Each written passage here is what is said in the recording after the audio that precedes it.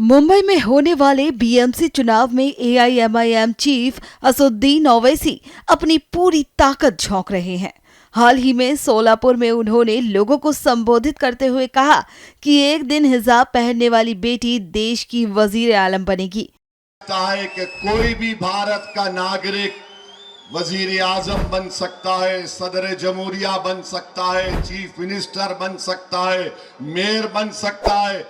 और असदुद्दीन ओवैसी का ख्वाब यह है कि एक दिन आएगा इस देश में इंशाअल्लाह ताला, शायद हम और आप नहीं रहेंगे मगर देखना, एक हिजाब पहनने वाली बेटी इस देश की वजीर आजम बनेगी इंशाअल्लाह ताला।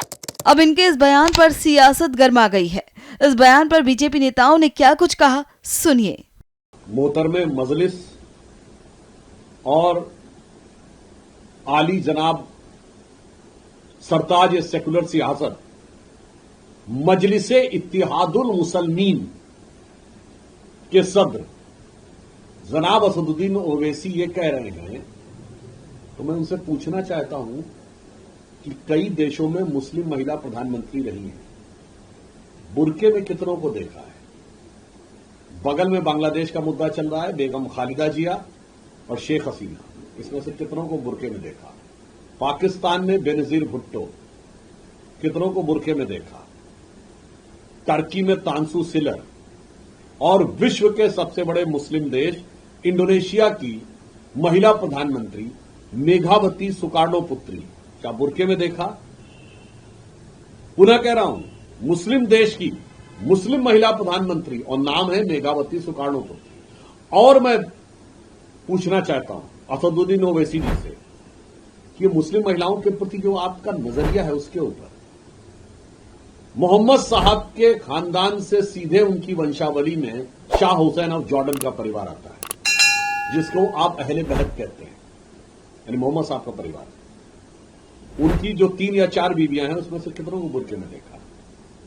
ये दर्शाता है कि जो काम दुनिया के बड़े बड़े मुस्लिम देश नहीं कर रहे हैं, जो मोहम्मद साहब के सीधे वंश वाले लोग नहीं कर रहे हैं, उस पे सियासत करने के लिए न सिर्फ ओवैसी बल्कि इंडी गठबंधन के तमाम लोग उतारे हुए।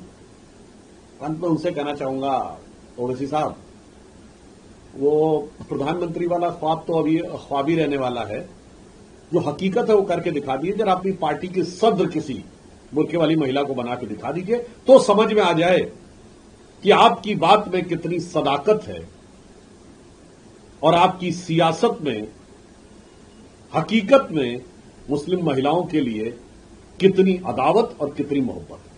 देखिए, संविधान किसी पर भी कोई रोक नहीं लगाता, सभी लोग पीएम बनने की आकांक्षा रख सकते हैं, पर क्योंकि ओवैसी में अब ममदानी और पता नहीं और किसकी किसकी प्रेरणाएं और आत्मा अंदर आ चुकी है, तो मैं तो चाहूंगा कि ओवैसी साहब इतना अच्छा कार्य अपनी पार्टी से शुरू करें।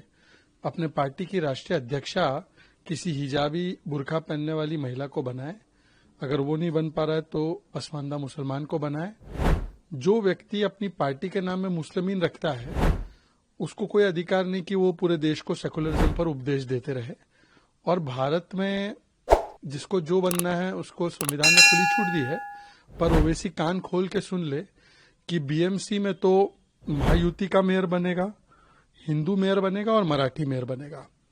दिक्कत की बात यह है कि उद्धव ठाकरे जी मीरा भाईंदर के विषय में लेकर बहुत उत्तेजित हो गए थे, उनके पार्टी के लोग।